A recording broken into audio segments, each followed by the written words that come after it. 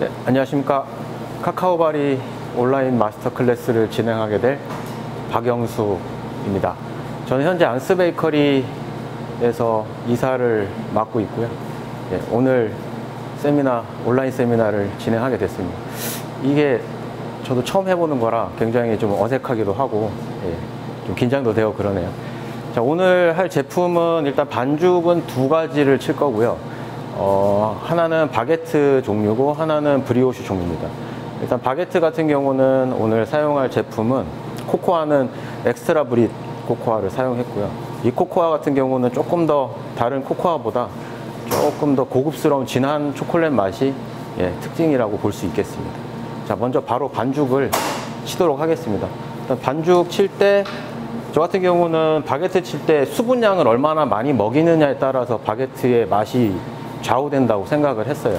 그래서 물 먹이는 방법을 여러 가지로 구분을 할 수가 있는데 저 같은 경우는 오토리즈를 좀 선호하는 편입니다.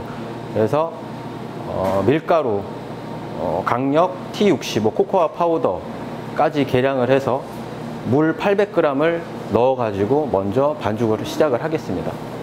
소강력 T65 코코아 파우더가 들어가 있습니다.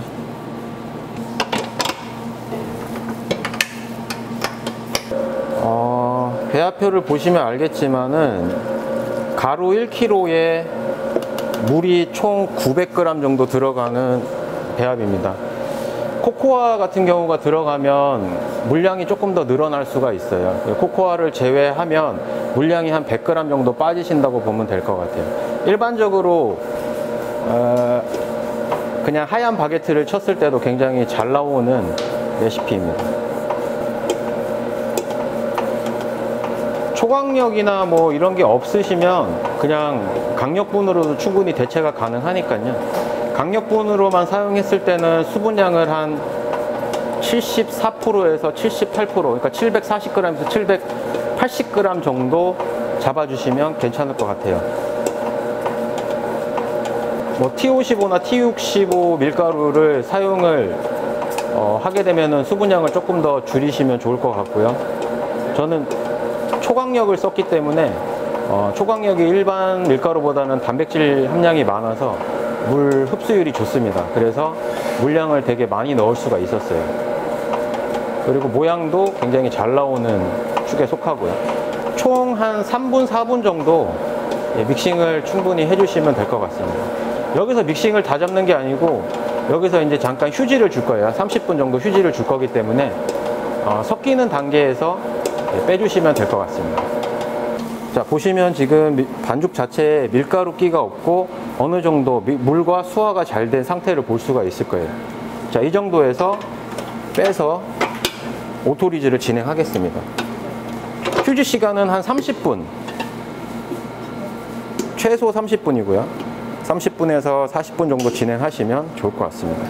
너무 완전히 믹싱을 하지는 않고요, 물과 밀가루가 충분히 소화될 수 있을 정도까지만 믹싱을 해주시면 됩니다. 이 상태에서 30분간 오토리즈를 진행하겠습니다. 자, 지금 이제 반죽 친지 1시간 정도 지난 바게트 반죽이고요. 자, 펀치를 주도록 하겠습니다.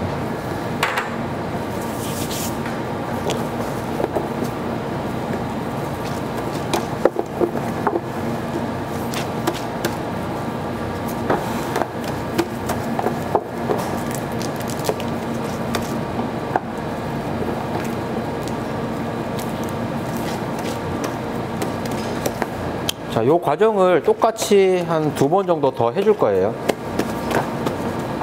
이렇게 해서 또 한 30분에서 40분 정도 얘가 이제 발효가 되는 걸 보고 또 펀치를 줄 겁니다. 그렇게 해서 펀치를 총 3회를 진행을 할 거고요. 3회 후에 5도씨 냉장고에서 16시간에서 18시간 동안 오버나이트 발효를 시킬 겁니다.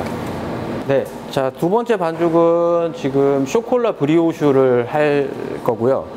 일단 쇼콜라 브리오슈 같은 경우는 저는 생이스트를 안 쓰고 세미드라이 골드 이스트를 사용했습니다. 세미드라이 골드 같은 경우는 반죽 칠 때 물에 잘 안 풀리는 경향이 있어요. 그래서 수분의 일부, 지금 한 50g 정도의 우유를 데펴서 거기에다가 세미드라이 골드를 풀어주겠습니다. 세미드라이가 없으면 생이스트를 사용하셔도 무방합니다. 근데 생이스트하고 세미드라이 같은 경우는 조금 다른 점이 세미드라이 같은 경우는 발효를 시켰을 때 이스트의 냄새가 별로 안 난다고 보시면 되고요. 생이스트 같은 경우는 이스트 향이 조금 진하게 날 수 있을 확률이 있습니다. 그러니까 이거 같은 경우는 오버나이트로 진행할 거기 때문에 세미드라이 골드로 사용을 했습니다. 자, 지금 브리오시에 들어가는 초강력 T55 코코아 파우더까지 계량이 되어 있는 상태입니다. 여기다 부어줄 거고요. 설탕, 소금, 황란, 우유,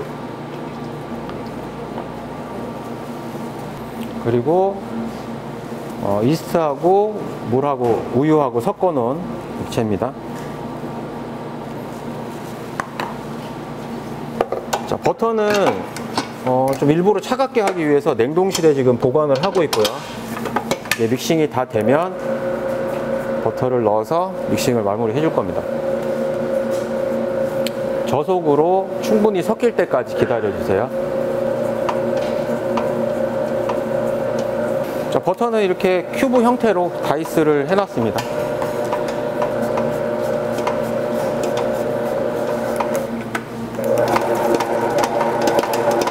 자, 2단으로 믹싱을 할 거고요. 버터 넣기 전까지 어느 정도 글루텐이 완벽하게 형성이 되어야 반죽이 잘 된 반죽이라고 할 수가 있겠습니다. 지금부터 버터를 처음부터 넣어버리면 버터 향이 많이 들어가기 때문에 반죽이 이제 여름 같은 경우 분리될 수 있는 확률이 커져요. 그래서 버터는 나중에 차가운 상태에서 섞이는 정도까지만 믹싱을 해주시면 될 것 같습니다. 버터가 많이 들어가는 반죽들은 대부분 그렇게 반죽을 진행한다고 생각하시면 될 것 같아요. 반죽 양이 많지가 않아서 중간중간에 주걱 같은 걸로 긁어가지고 조금 가운데 쪽으로 모아주세요. 레시피에 보면은 발효생지가 들어가는데 발효생지는 선택사항이에요. 굳이 넣으셔도 되고 안 넣으셔도 됩니다. 근데 발효생지나 뭐 샤워존 같은 경우 넣게 되면 조금 더 깊은 맛이 난다고 보시면 될 것 같아요. 약간 조미료 같은 개념입니다. 그러니까 완전 과자빵이 아니고 조금 더 발효 향이 들어간 그런 빵이 나올 수 있다고 보시면 될 것 같아요. 바게트 생지 같은 경우는 뭐 하루 전날 미리 준비해서 다음날 사용하시는 걸 권장하고요. 중간중간에 계속 긁어주셔야 됩니다.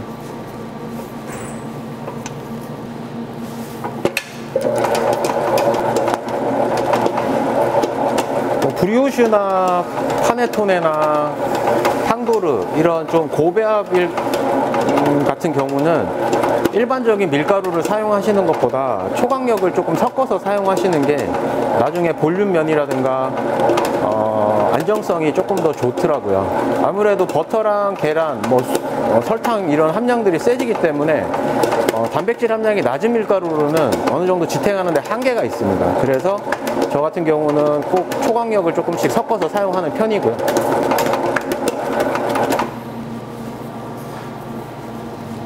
자, 글루텐이 어느 정도 잡혔는지 확인을 한번 해보겠습니다. 자, 지금 부드럽게 쭉쭉 늘어나는 상태가 돼 있죠. 이 정도 상태까지는 믹싱을 해주셔야 돼요. 그래야 이제 버터가 섞일 때 잘 섞일 수가 있습니다. 자, 버터를 조금씩 넣도록 하겠습니다.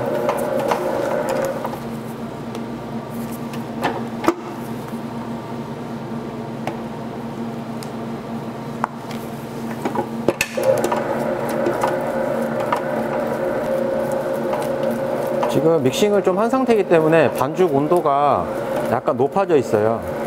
반죽 온도가 너무 높으면 버터가 그냥 포마드 상태나 실온 상태일 때는 분리가 일어날 수가 있습니다. 그러면 기지랑 반죽이랑 버터가 일체가 된 느낌이 아니고 분리가 된 느낌이기 때문에 먹었을 때 되게 퍽퍽한 식감이 형성이 될 수가 있어요. 그래서 버터는 되도록이면 차게 해서 넣는 것을 기본으로 하고 있죠. 천천히 섞어 주시는 게 좋습니다. 너무 빨리 섞게 되면 뭐 어떤 데는 섞이고 어떤 데는 안 섞이고, 그리고 뭐 온도도 편차가 심할 수가 있어요. 충분히 버터가 풀어질 때까지 기다려 주시면 되겠습니다. 자, 이것도 중간중간에 한 번씩 긁어서 반죽을 좀 내려주세요.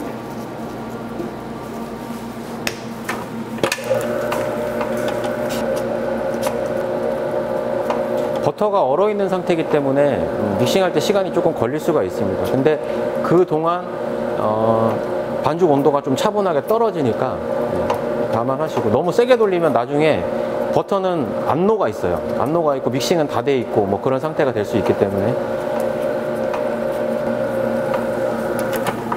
기계에서 내려가지고 한 번 더 골고루 섞어 주겠습니다.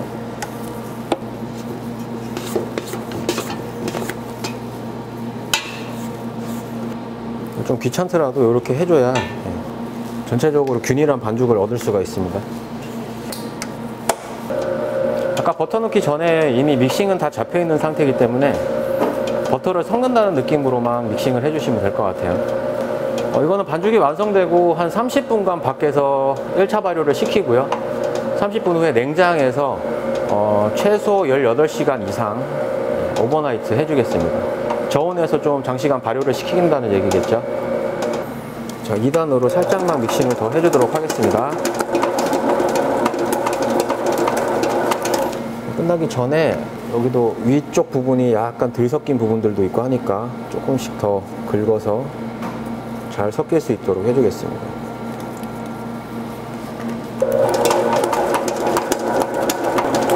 이게 믹서기가 좀 2단이 빠른 편이에요.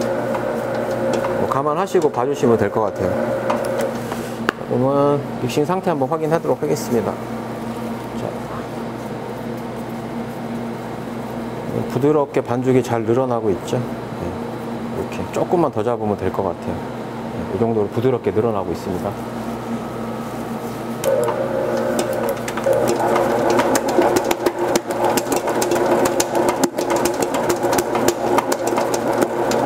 자, 믹싱 다 됐고요. 저단으로 조금 더 안정을 시켜주겠습니다.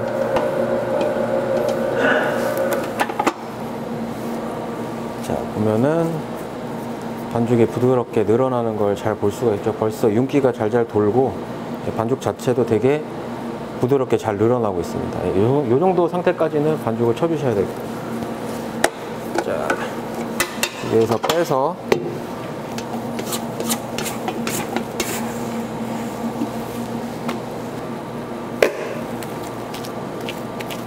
표면을 좀 매끄럽게 잡아주겠습니다.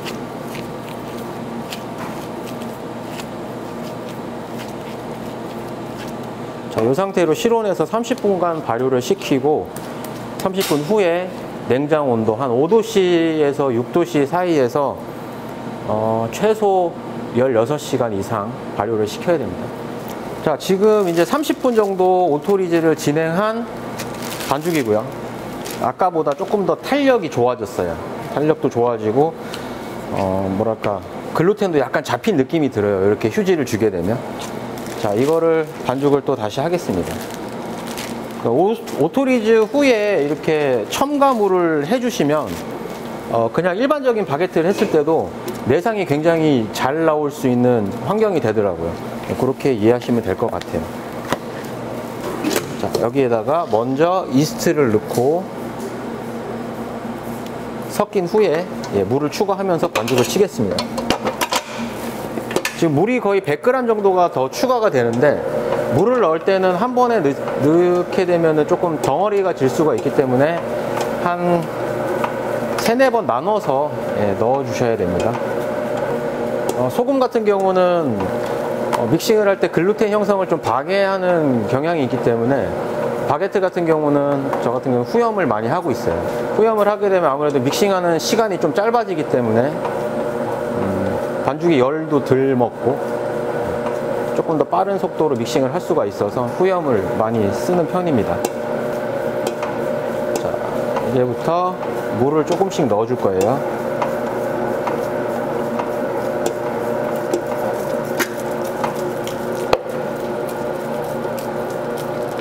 바게트 같은 경우는 뭐 온도 몇 도 맞춰서 뭐 몇 분의 펀치 몇 분의 펀치 그러는데, 저 같은 경우는 온도를 좀 낮게 잡고 좀 시간을 길게 보는 편이에요. 길게 봐서 1차 발효를 좀 충분히 활성화를 시킨 후에 펀치를 주는 타입입니다. 그렇게 펀치 주는 거랑 좀 짧게 펀치 주는 거랑은 조금 다른 느낌이 있어가지고, 저 같은 경우는 충분히 활성화를 시킨 후에 펀치를 주고 냉장고에 집어넣는 오버나이트를 하는 편이고요. 원래 레시피에는 반죽에 플레르드 카우를 350g 정도 집어넣어서 반죽을 했었는데, 구울 때 그 초콜릿들이 좀 타는 경향이 있더라고요. 원체 바게트가 좀 센 온도에서 빨리 구워야 되는 빵이기 때문에 그게 좀 호불호가 있어가지고 이번에는 그냥 성형할 때 안에다가 초콜릿을 넣는 걸로 좀 바꿨습니다. 조금 더 초콜릿이 좀 쓴맛이 좀 강하게 나서 일반 고객들은 조금 싫어하는 편이더라고요. 자, 물이 들어갈수록 좀 질어지는 게 보이죠? 반죽이. 천천히 상태를 봐가면서 물을 추가해 주시면 될 것 같아요. 자, 마지막으로 추가물 넣겠습니다. 자, 물기가 이제 안 보이기 시작하면 그때부터 단수를 올려가지고 2단으로 중속 정도로 믹싱을 해주겠습니다. 그래서 글루텐이 어느 정도 잡혔다고 느껴질 때 소금을 투입을 하도록 하겠습니다. 펀치는 총 3회를 진행할 거고요. 3회를 하는 동안 뭐 시간은 뭐 30분 이렇게 해서 3회를 진행하셔도 되고, 좀 온도에 따라서 다르게 되어 있습니다. 저 같은 경우는 발효가 충분히 된 상태를 확인하고 3번 정도 진행을 하기 때문에 그렇게 생각하시면 될 것 같아요. 보통 한 1시간 정도 후에 펀치를 주면 딱 맞더라고요. 수분이 많아서 굉장히 질어 보여요. 근데 펀치 주고 냉장 발효를 시키면 다음날에 딱 잡기 딱 좋은 반죽 상태가 되더라고요. 그러니까 너무 지른 반죽들은 이스트 양을 좀 조절하셔가지고 저온 발효 하시면 조금 더 성형이나 하기가 조금 편하게 할 수 있을 것 같습니다.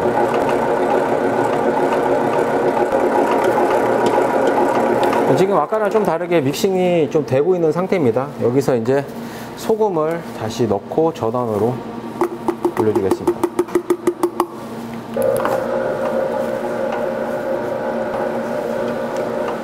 자, 소금이 다 섞인 거 확인되면 바로 2단으로 최종 단계까지 믹싱 해주겠습니다. 점점 지금 반죽이 올라붙는 게 보이시죠? 충분히 믹싱 해주셔야 됩니다. 수분량이 많기 때문에 믹싱을 조금 덜 하게 되면 반죽이 완성이 되고 구웠을 때 퍼지는 형상을 볼 수가 있어요.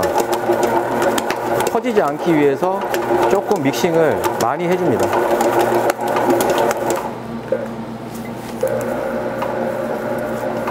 자, 잠깐 잡고 확인 한번 해보겠습니다. 굉장히 질어요. 굉장히 지르니까 오버나이트를 하지 않으면 좀 성형하기 굉장히 힘든 반죽입니다. 믹싱 조금 더 해야 될 것 같아요. 툭툭 끊어지죠? 이제 좀 덜 잡혔습니다. 2단으로 조금만 더 쳐주겠습니다.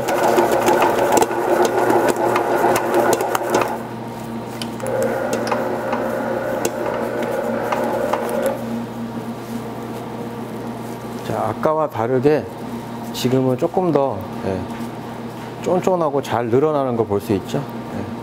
이때까지 믹싱을 충분히 해주셔야 됩니다. 자, 저단으로 잠깐만 돌리고 빼겠습니다.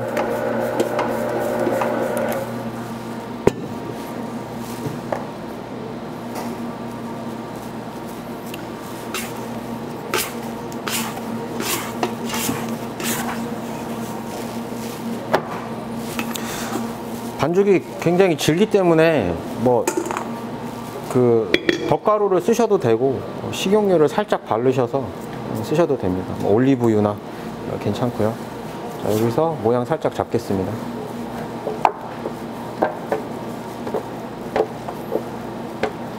자, 이 상태에서 뭐 실온 이나 발효실 한 30도 정도에서 1시간 정도 발효를 시킨 후에 펀치를 주도록 하겠습니다.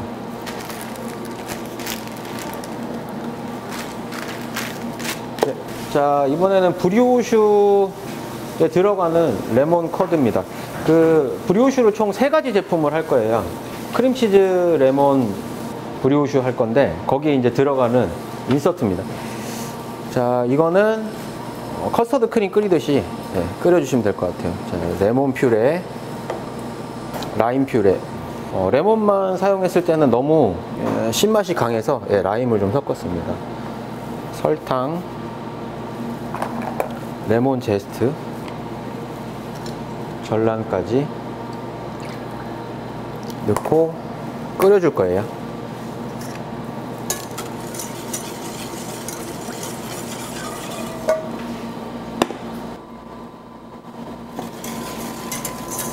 어느 정도 온도가 오르기 시작하면 계란이 급속도로 익는 수가 있으니까요.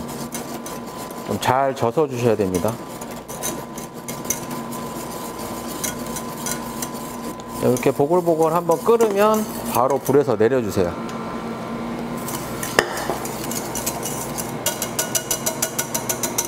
자, 내려주시고 제필 화이트 초콜릿 들어가고요. 카카오 버터, 젤라틴 마스. 젤라틴 마스는 젤라틴 1에 물 5를 섞었어요. 그리고 바질, 지금 한 1g 정도 됩니다. 넣고 레몬 커드 부어주겠습니다. 자, 이렇게 잠깐만 초콜릿과 온도가 조금 맞도록 두시고 바 믹서로 한번 갈아주겠습니다. 충분히 부드러워질 때까지 유화를 잘 시켜주세요.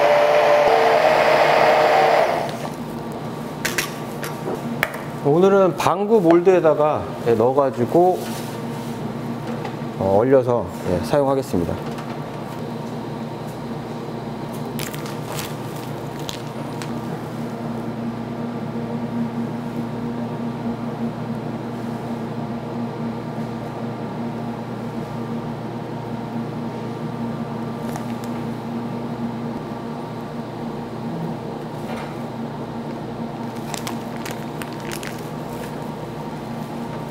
이렇게 해서 냉동고에서 굳히도록 하겠습니다. 레몬 쇼콜라 브리오슈에 들어가는 이제 필링이고요. 크림치즈 필링입니다. 지금 크림치즈는 전자레인지를 이용해서 이렇게 부드럽게 풀어놨어요. 지금 보면 부드럽게 유동이 있죠. 여기에 사워 크림 넣어주겠습니다.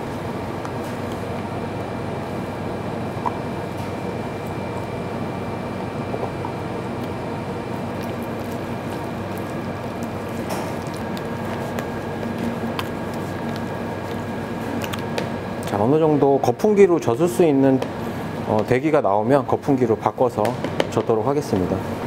지금 설탕하고 전분은 같이 계량해서 넣어서 섞도록 할게요.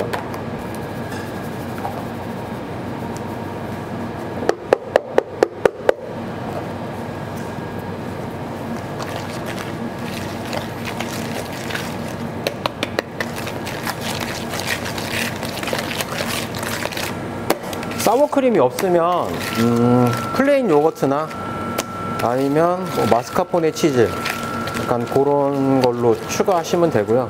그것도 없다 그러면 그냥 생크림으로 추가하셔도 크게 관계가 없습니다.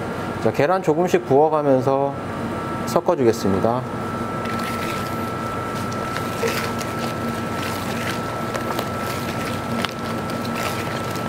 크림치즈가 너무 차갑게 되면 이게 덩어리가 생길 수가 있어요. 그러면 빵 먹었을 때 그쪽 부분이 조금 단단한 느낌을 받을 수가 있어서 최대한 부드럽게 풀어서 하는 게 중요합니다.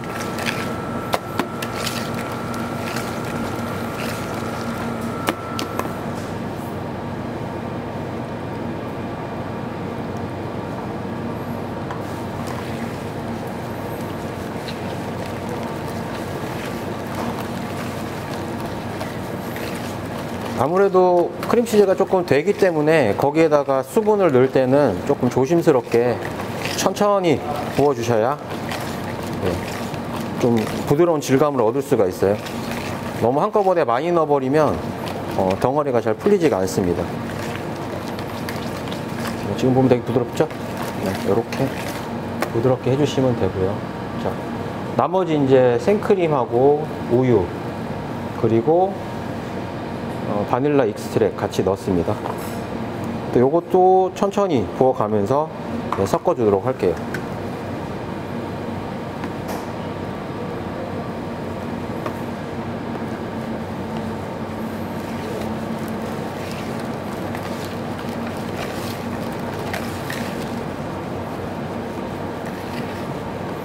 이거는 저희는 뭐 빵에도 사용하지만 제과에서는 타르트 충전물로도 많이 사용을 합니다. 이걸로 뭐 아메리칸 치즈케이크도 하고요. 기본적으로 좀 많이 저희가 즐겨 쓰는 레시피입니다.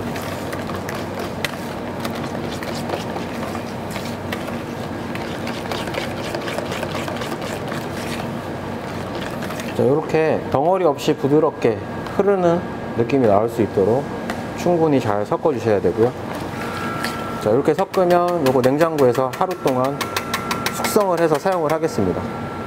자, 이번에는 쇼콜라 브리오슈 바바 시럽을 끓일 거고요. 이 시럽은 젤라틴이 들어가는 시럽인데요.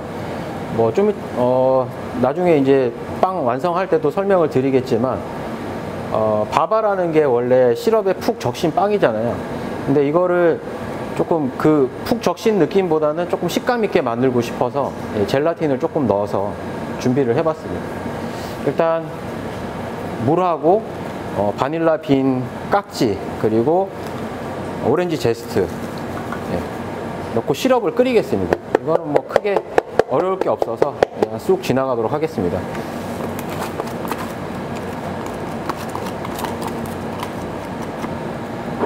술하고 젤라틴 마스는 마지막에 넣어주도록 하겠습니다.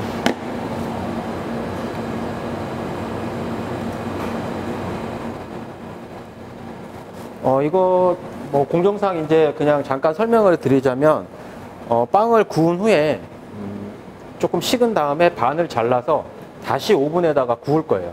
그 구운 다음에 그거를 이제 이 시럽에 담궜다가 빼서 그 시럽이 이제 젤라틴이 결정화될 때까지 시간을 조금 기다릴 겁니다. 그렇게 된 후에 위에 이제 크림을 올려가지고 장식을 할 건데 일반적인 바바는 그냥 시럽에 푹 절여져서 먹었을 때 되게 케이크 같은 느낌이라면 이거는 조금 더 빵에 가깝게 만들기 위해서 좀 바꿔서 일반적인 바바는 아니고요.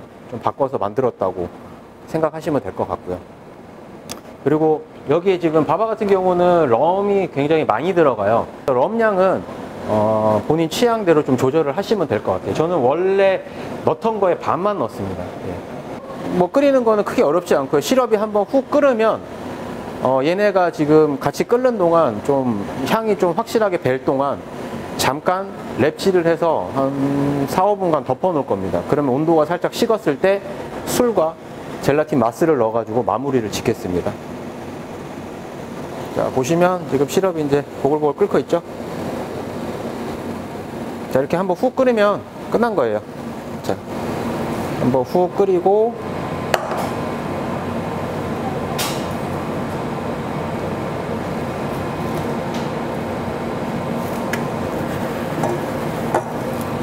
랩 살짝 덮어서 인퓨전을 할 겁니다. 살짝 이렇게 향이 도망가지 않게 우러날 수 있도록 준비를 할 거고요. 그리고 한 타이머 4분 정도 맞춰놓고 4분 정도 기다렸다가 나머지 작업 진행하도록 하겠습니다. 자, 이렇게 시간이 지난 시럽에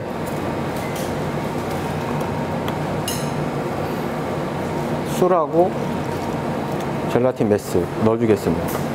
일부러 조금 식었을 때 온도가 좀 한 40도 정도 됐을 때 넣어도 되는데 저 알코올 향이 조금 너무 강하게 나서 조금 날리기 위해서 약간 온도가 있을 때 지금 섞어줬습니다. 그래서 젤라틴 녹을 때까지 살짝만 섞어주세요. 자, 젤라틴이 다 녹았으면 바로 체에다 걸러서 보관을 하겠습니다.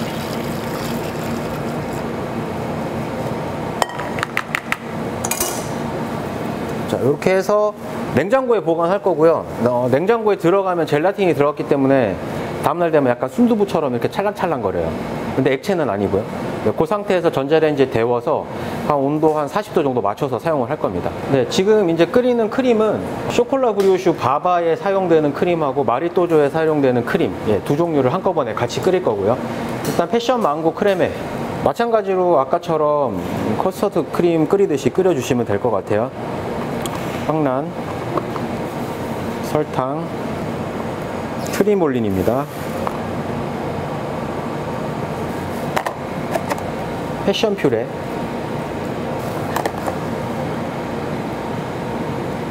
망고 퓨레,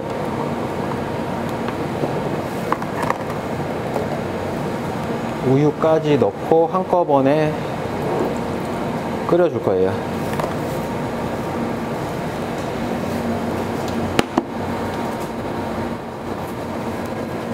자, 아까와 마찬가지로 계란이 타지 않게 잘 젖어서 끓여주면 되겠습니다. 이 크림 같은 경우는 맛이 굉장히 좋아요. 좋아서 그 뭐랄까 패션 양 조금 조절하면 조금 더 시게 만들면 조금 여름에 조금 더 어울릴 것 같고요. 망고 양 늘리면 조금 더 이제 부드러운 맛이 나서, 예, 퓨레를 이것저것 사용하셔도 굉장히 괜찮은 레시피입니다. 그래서 보통 만들어 놓고 한 일주일까지는, 예, 냉장고에서 사용해도 크게, 예, 변하지 않는, 예, 크림이었고요. 직불에서 하기가 조금 잘 탄다 했을 때는 뭐 중탕물 위에서, 예, 끓이셔도, 예, 관계 없습니다.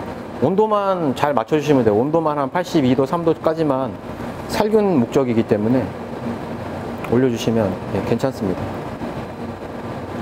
요새 히팅되는 블렌더 같은 거 많죠. 예, 거기다가 온도 세팅해서, 예, 그냥 퓨레랑 넣고 한꺼번에 다 끓이셔도, 예, 좋습니다.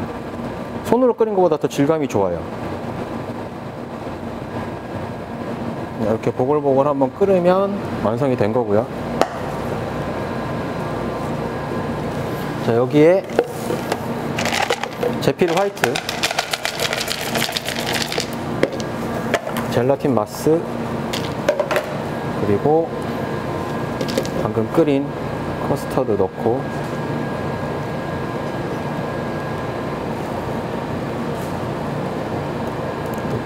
핸드 블렌더로 부드럽게 유화를 시키겠습니다. 이것도 잠깐, 예, 놔두시면 지들끼리 이제 알아서 녹으면서 온도가 교환이 일어나요. 자.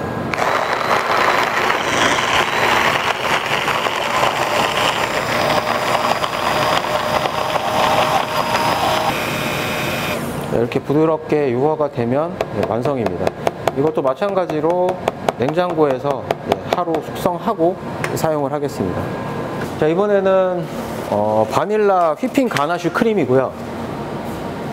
이것도 마찬가지로 바바하고 마리또조에 사용될 크림입니다. 공통으로 사용될 거고요.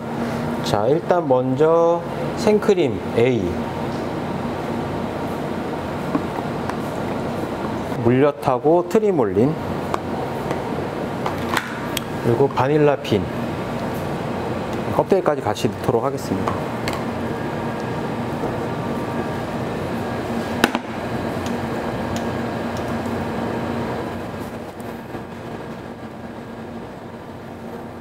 한번 끓여줄 거예요. 끓여주고 초콜릿, 제필 화이트 초콜릿에 부어서 유화시키고 나머지 생크림과 또 유화시켜서 하루 숙성 후에 휘핑을 하겠습니다. 이 레시피도 저희가 굉장히 즐겨 쓰는 레시피고요. 저희 롤에 들어가는, 예, 생크림 중에 하나입니다.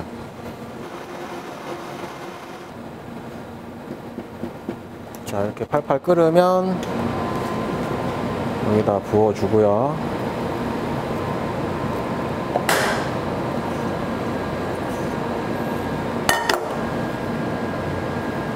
바닐라 빈도 이렇게 빼서 쭉 긁어서 쓰겠습니다.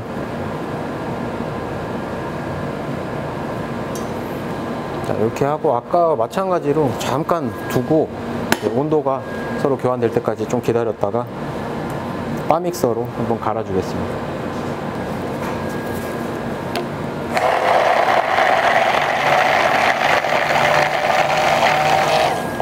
이 크림 같은 경우도 꼭 하루 정도는 숙성을 해야 휘핑 됐을 때 안정적으로 잘 올라와요. 만약에 당일 만들어서 당일 사용하면 거의 분리가 잘 나더라고요. 자, 여기에 이제 차가운 생크림 B, 나머지 생크림 B를 넣고 한 번 더 갈아주겠습니다.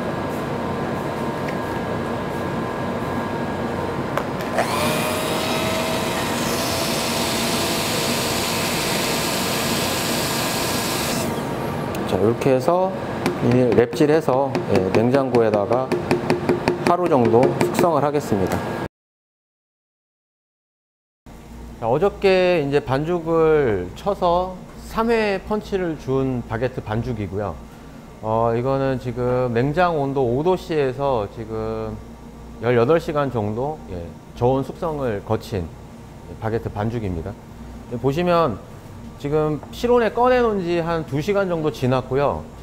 온도가 천천히 실온이랑 맞아질 때까지 기다려 주셔야 돼요. 그러니까 뭐 완전 실온까지는 아니더라도 온도가 한 14도에서 15도 그 정도 사이에 이제 분할을 진행을 할 겁니다. 천천히 이스트를 깨워주는 게 가장 중요한 포인트라고 보시면 될 것 같아요. 자, 분할 시작하겠습니다. 자, 이 바게트 반죽으로 빵을 2가지를 만들 거고요. 한 개는 쇼콜라 바게트, 또 하나는 볼칸 쇼콜라, 이렇게 2가지 성형하겠습니다. 분할 중량은 쇼콜라 바게트 같은 경우는 200g 분할할 거고요. 볼칸 쇼콜라는 100g으로 바게트 분할을 하겠습니다.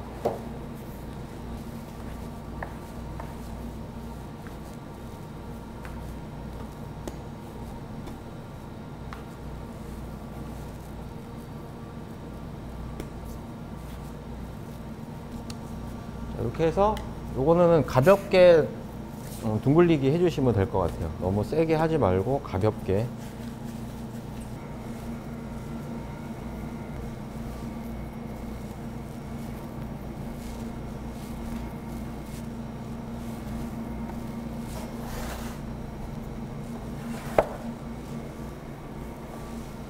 그리고 200g으로 쇼콜라 바게트 분할하겠습니다.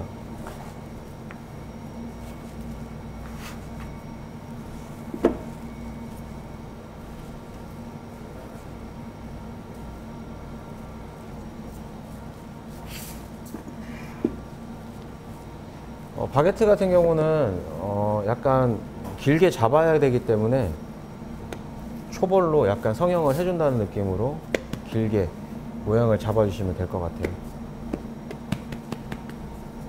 그래서 아래에서 위로 가볍게 말아주시면 되겠습니다.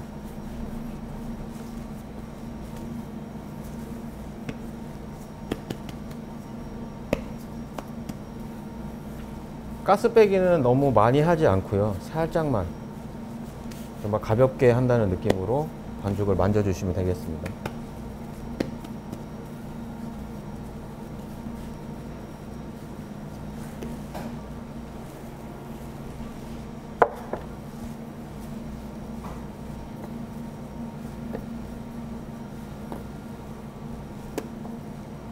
실온에서 한 30분 이상 좀 만졌을 때 바게트가 탄력이 느껴지지 않고 좀 휴지를 충분히 먹었다는 느낌이 들 때까지 휴지를 충분히 주셔야 됩니다. 브리오슈 반죽도 마찬가지로 어저께 반죽 30분간 발효를 주고 냉장고에서 18시간 정도 냉장 발효를 준 상태고요. 이렇게 처음과는 다르게 좀 발효가 많이 된 느낌이죠. 이 상태에서 이제 분할을 진행할 거고요. 브리오슈는 총 3가지, 이 반죽으로 3가지 빵을 할 겁니다. 하나는 마리또조, 또 하나는 쇼콜라 브리오슈 바바, 하나는 레몬 브리오슈, 이렇게 3종류 분할을 할 거고요. 하면서 분할 중량 말씀드리겠습니다.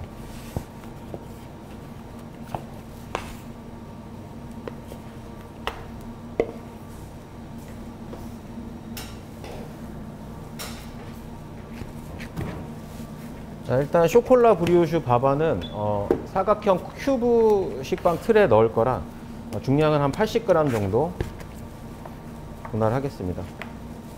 분할 중량은 본인이 가지고 있는 틀이나 그 상황에 맞게 분할하시면 될 것 같습니다. 쇼콜라 브리오슈 바바 80g씩 분할했고요. 레몬 브리오슈랑 마리또조는 동일하게 35g으로 분할 진행하겠습니다.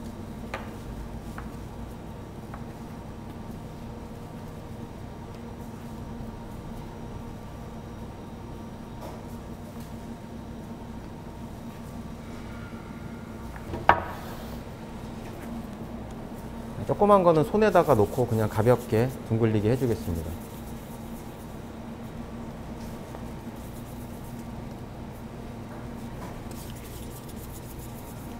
레몬 브리오슈 같은 경우는 원형으로 밀어 펴야 될 거기 때문에 발효가 되면 성형하기가 굉장히 힘들어요. 그래서 냉장고에서 휴지를 잠깐 줄 거고요. 나머지들은 둥글리게 하고 바로 팬닝을 하도록 하겠습니다. 쇼콜라 브리오슈 바바도 동그랗게 둥글리기를 하고요.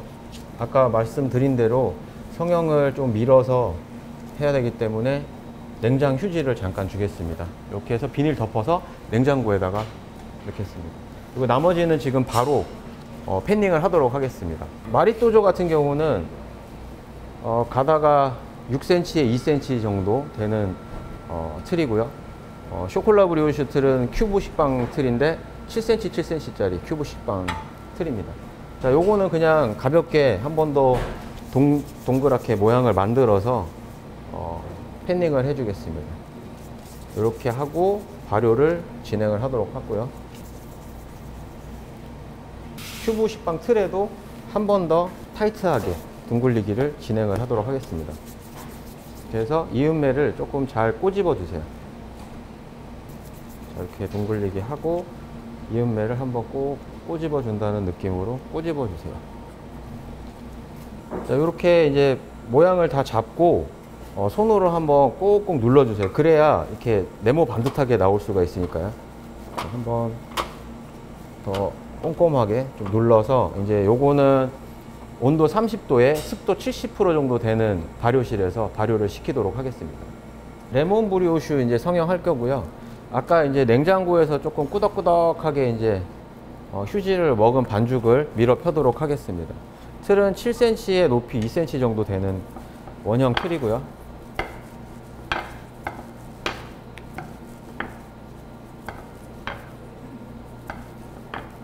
돌려가면서 좀 동그랗게 밀어주시면 될 것 같아요. 자, 이렇게 밀어서 이 틀에다가 안에다가 집어넣도록 하겠습니다. 자, 여기에는 어저께 만들어 놓은 크림치즈 필링을 속에다가 채울 거고요. 2차 발효는 한 10분 정도 좀 짧게 2차 발효를 하겠습니다.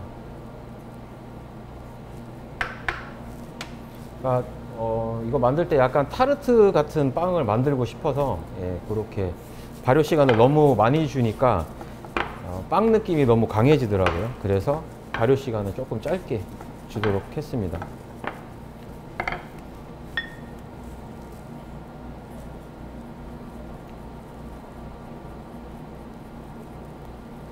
(35g으로) 했을 때 저 같은 경우는 가장 빵 반죽하고 위에 올라가는 크림들하고 먹었을 때 가장 밸런스가 맞다고 생각해서 그램수 잡았고요. 보통 여기서 30g이나 20g, 뭐 25g 정도 해도 괜찮게 나오긴 하더라고요. 이게 냉이 풀리면 이 상태로 유지가 안 되고 계속 수축이 일어나요. 그래서 냉 풀리기 전에 작업을 하시는 게 중요하고요. 뭐 예를 들어서 작업을 하다가 냉이 풀렸다 했을 때는 이 상태로 그대로 냉장고에다가 넣어 가지고 살짝 굳혀주세요.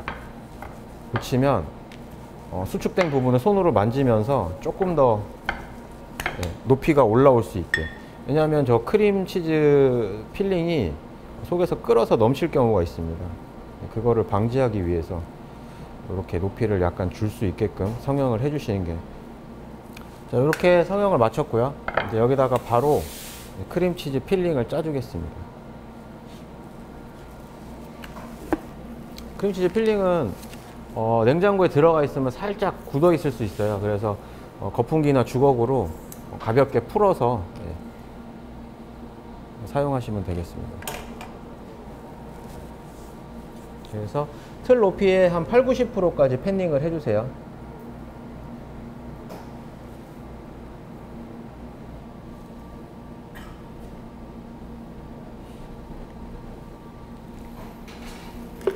자, 이 상태로 10분간 자연 발효 시키겠습니다. 그냥 실온에서 10분간 놔두셨다가 오븐으로 넣을 거고요. 오븐 온도는 한 180도에서 한 20분 정도 구울 예정입니다.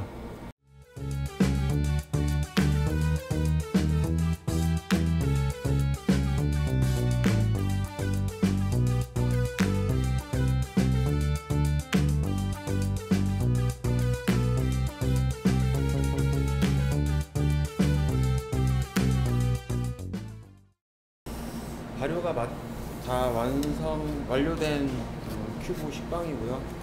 여기다가 뚜껑을 닫아주겠습니다. 이렇게 뚜껑이 잘 닫혔는지 확인 한 번 더 해주고요. 이것도 한 15분에서 20분 사이로 굽도록 하겠습니다.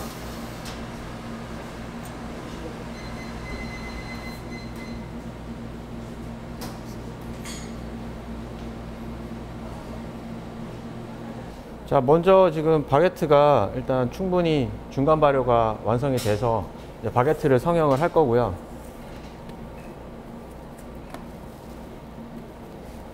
바게트에 지금 들어가는 초콜릿은 플레르드 카오를 사용했습니다.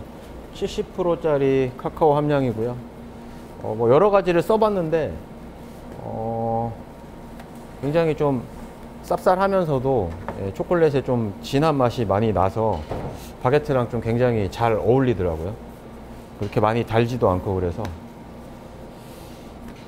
바게트 성형을 하도록 하겠습니다. 초콜릿은 지금 속에 40g씩 계량을 해 놓은 상태고요.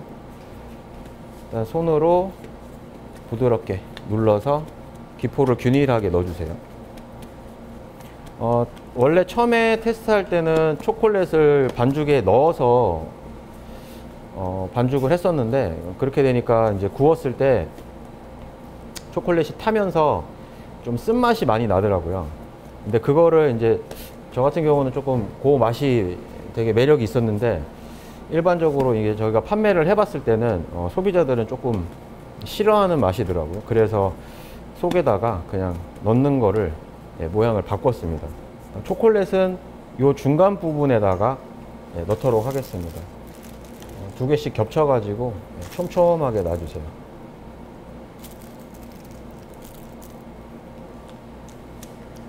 이렇게 해서 초콜릿이 접착이 잘 될 수 있도록 손으로 꼭 눌러 주시고 한 번에 접겠습니다. 초콜릿은 엄지손가락으로 잘 받쳐주면서 성형을 하도록 할게요. 그래서 최대한 가볍게 밀어주세요. 200g 바게트니까 길이는 그렇게 많이 길지 않게 해주셔도 될 것 같습니다. 그래서 가루를 충분히 윗면에다 묻히시고요. 그래서 윗면이 아래쪽으로 갈 수 있게 팬닝을 해주겠습니다. 이렇게 해서 말아서 이렇게 모양 잡아주시고요. 단맛을 선호하시는 분들이면 뭐 다른 초콜릿도 사용하셔도 맛이 괜찮습니다. 수분량이 많은 바게트라도 이렇게 오버나이트를 하게 되면 되게 빵 성형할 때 굉장히 수월하게 할 수가 있습니다. 자, 이렇게 해서 쇼콜라 바게트는 성형을 마무리했고요. 이 상태로 실온에서 30분에서 40분 정도 발효를 시키도록 하겠습니다. 자, 이번에는 볼칸 쇼콜라. 요거는 속에 이제 크림치즈, 무화과, 플레르드 카오 이렇게 세 가지가 들어가서 포항을 할 거고요. 최대한 대충 포항을 해주는 게 특징입니다. 마찬가지로 면포 준비해 주시고요. 요거는 바닥 쪽에 조금 밀가루를 넉넉하게 뿌려서 들러붙지 않게끔. 자, 무화과 초콜릿 15g씩 준비를 해 놨고요.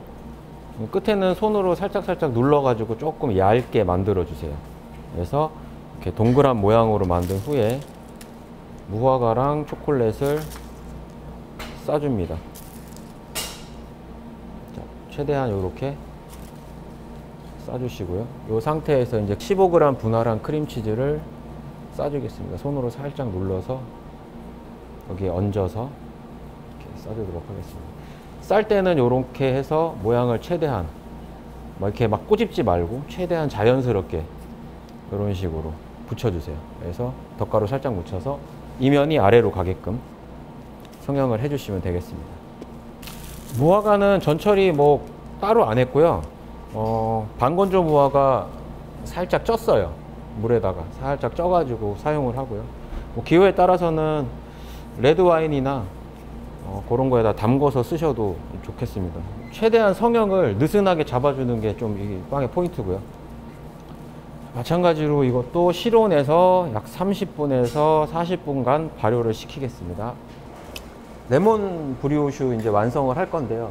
이제 여기에는 이제 어제 만들었던 이탈리안 머랭이 들어가는데, 이탈리안 머랭이 양이 작으면 잘 안 올라와요. 그래서 양을 조금 많이 잡았어요. 그래서 요 양으로 해야 어느 정도 올라오기 때문에 요 양으로 진행을 하겠습니다. 자, 설탕하고 물하고 먼저 시럽을 만들어 주겠습니다.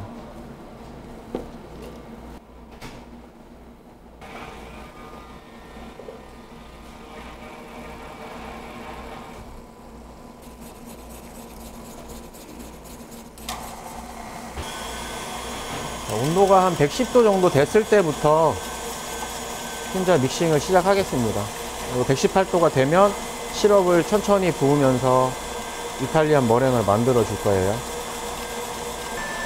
이탈리안 머랭은 굉장히 뜨겁기 때문에 이렇게 벽면 쪽으로 시럽을 조심스럽게 부어 주셔야 됩니다. 튀거나 그러면 화상을 입을 수 있으니까.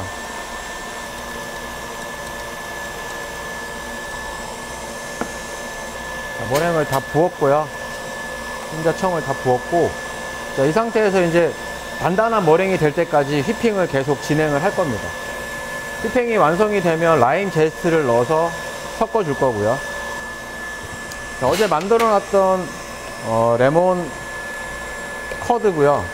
몰드에서 뺀 상태입니다. 자, 이거는 일반적으로 점포에서 쓰는 니로아에다가 시럽을 타서 글레이즈를 좀 해줄 거고요.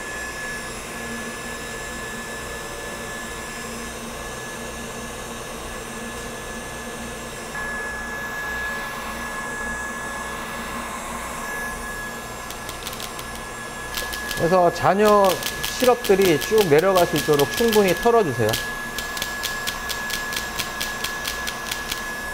머랭은 어느 정도 올라왔으면 중속으로 바꿔서 좀 단단하게 휘핑을 해주겠습니다.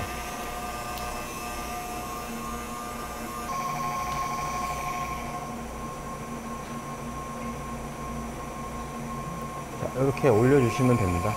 이제 이탈리안 머랭이 오르면 이걸로 이제 옆에 데코레이션을 할 거고요. 자, 머랭 상태는 충분히 휘핑을 해서 이렇게 살짝만 휘어지는 정도까지만 휘핑을 해주시면 되겠습니다. 여기에다가 라임 제스트 넣겠습니다. 라임 제스트 넣고 가볍게 섞어주세요.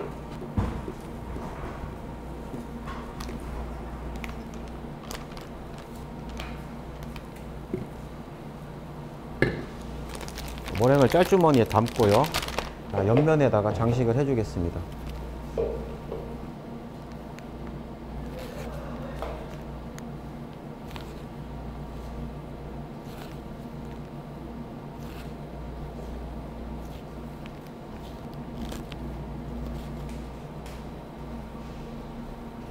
이거는 머랭을 다 짜서 감싸 가지고 하셔도 모양이 굉장히 이뻤어요. 그때는 이제 글레이즈를 따로 하실 필요가 없습니다.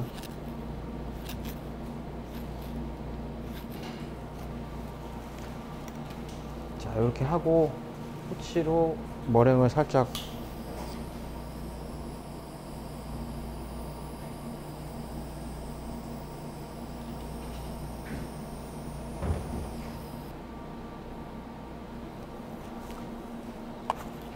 준비해온 초콜릿 장식물로 장식을 좀 하겠습니다.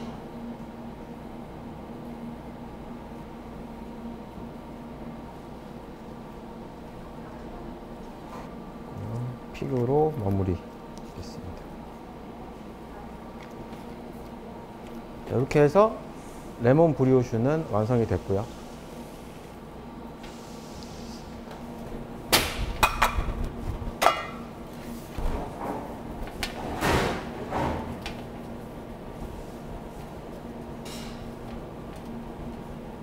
쇼콜라바바 같은 경우는 이 지금 구운 상태에서 바로 시럽을 적셔서 바바를 만들 수도 있지만은 그렇게 되면은 조금 더 저 같은 경우는 조금 더 축축한 느낌이 많이 들어서 저는 한 번 더 구웠어요. 그래서 한 번 더 굽게 이제 전에 이제 반으로 잘라 가지고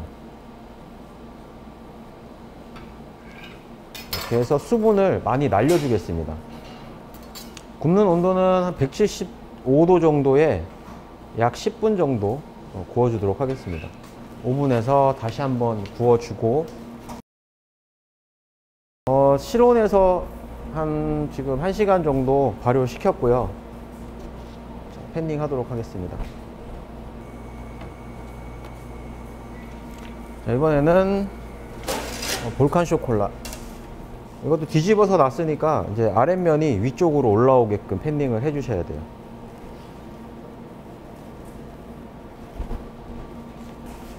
자, 이렇게 하고 바게트는 칼집을 넣어서 바로 굽도록 하겠습니다.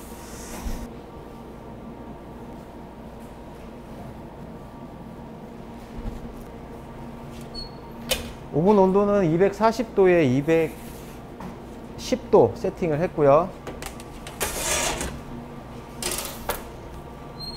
왜 스팀을 주입하겠습니다. 시간은 약 13분 정도 굽도록 하겠습니다.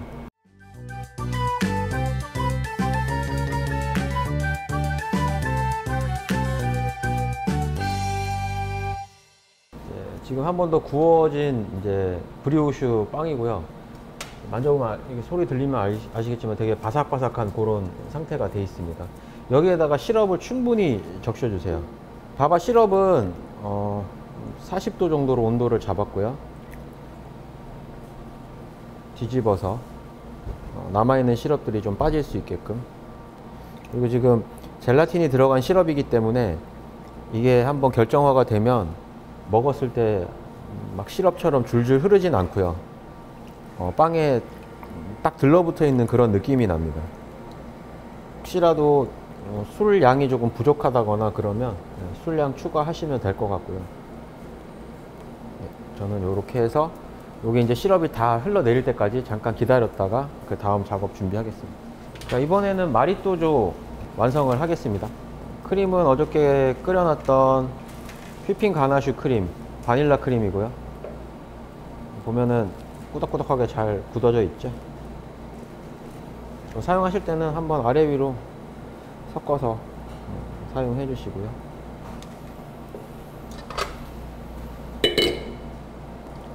보면은 밑에 바닐라 빈이 많이 가라앉아 있어서 꼭 한번 섞어서 사용해 주세요.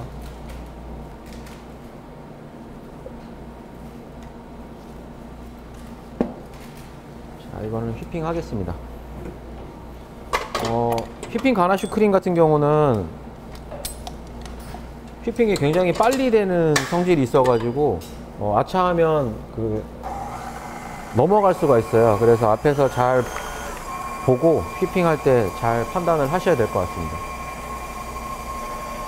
크림이 오르는 동안 마리또조 크림을 넣을 공간을 만들도록 하겠습니다. 한 반 정도 잘라 주시고요.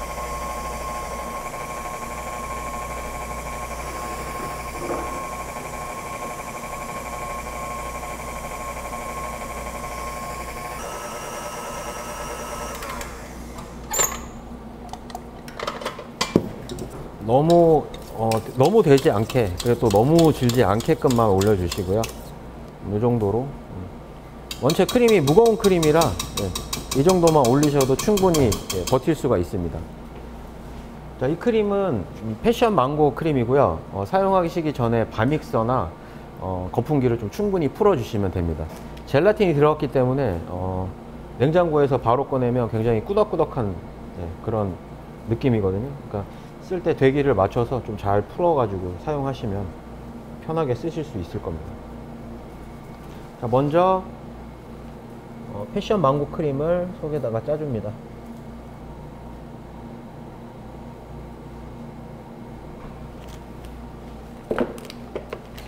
그 다음에 그냥 했을 때도 맛있었지만 이렇게 크리스펄 다크를 조금 속에다가 샌드를 해주면 훨씬 더 바삭바삭하고 먹는 느낌도 재밌어서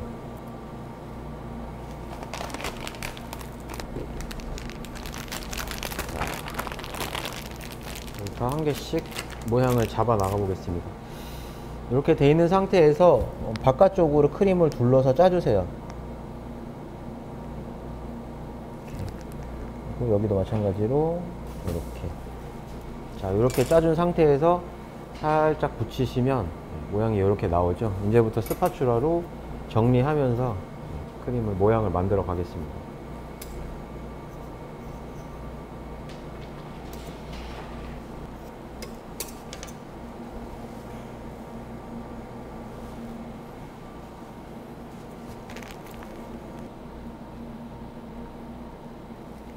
저는 필름 쓰니까는 오히려 좀 모양이 안 나와서 그냥 스파츌라로 하고 있습니다.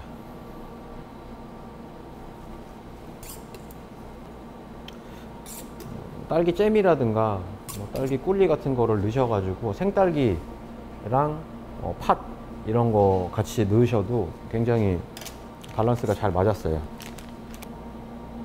저 같은 경우는 데코레이션 할 때 속에 들어간 내용물들을 밖으로 조금 꺼내주는 편입니다.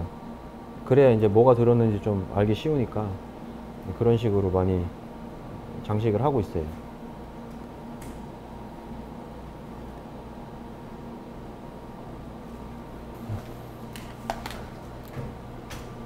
장식은 픽으로 마무리해서 올리겠습니다.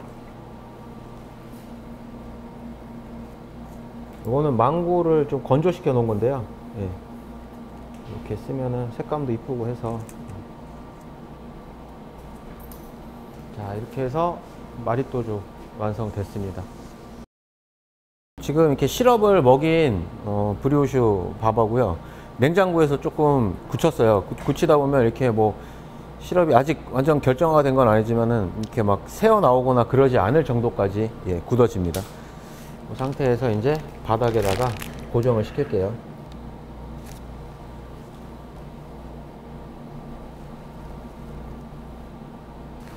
네, 이제 여기 이제 틀에다 넣은 거를 여기다가 이제 크림을 짤게요. 패션 망고 크레메를 먼저 짜주겠습니다.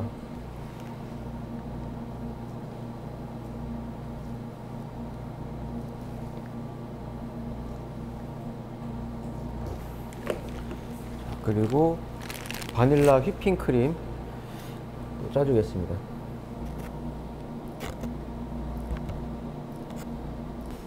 이렇게 이런 식으로 좀 조화롭게 짜주시면 될 것 같고요. 마찬가지로 건조된 망고 위에다가 조금 장식을 할 거고요. 마무리로 픽 올려서 마무리 짓겠습니다.